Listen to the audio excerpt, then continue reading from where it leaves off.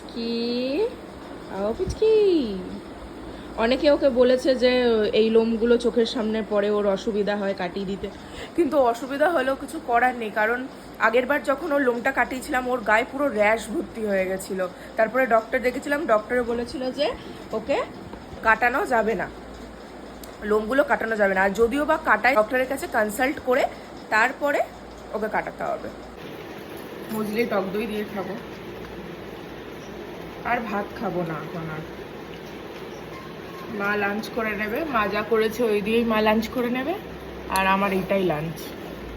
আগে খুব ভাত খাওয়ার নেশা ছিল, যে ভাত খেতেই হবে, এখন অতটাও ভালো লাগে না। আসলে মানুষ অভ্যেসের দাসী, মানুষের নাম মহাশয়, যা দেওয়া তাই সইবে। ওই জন্য আমি অভ্যাস বানিয়ে নিয়েছি। আগে তো বাবা ভাতে একটু কম পড়লেই মাথা গরম হয়ে যেত। আমি তাই ভাবি যে আমি কি করে এটা করলাম, আমি কি করে এরকম না খেয়ে আছি, কিন্তু হয়ে যায়, সময় সময় কি বাত হ্যায়। সময় সবাইকে সঠিক পথে চলা শিখিয়ে দেয়, জানো তো।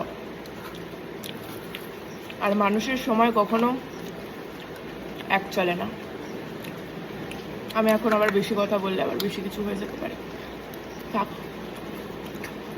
দুর্যোগ লেগেছে, একটা জায়গায় যাওয়ার কথা ছিল, যেতে তো পারলামই না, আশেপাশেও কোথাও যেতে পারছি না, যে বাড়ির কটা কাজ সারবো।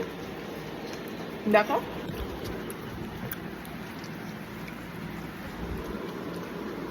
ওই ঘরে তো একটা পেন্টিং করালো মামা, আর এইখানে একটা স্টিকার বসিয়েছিলাম, এই স্টিকারটা খুব এবড়ো খেবড়ো হয়ে গেছে, সেই জন্য এইখানেও বলেছি একটা কিছু একটা করে দাও, যাতে এই জায়গাটা মেকআপ হয়ে যায়।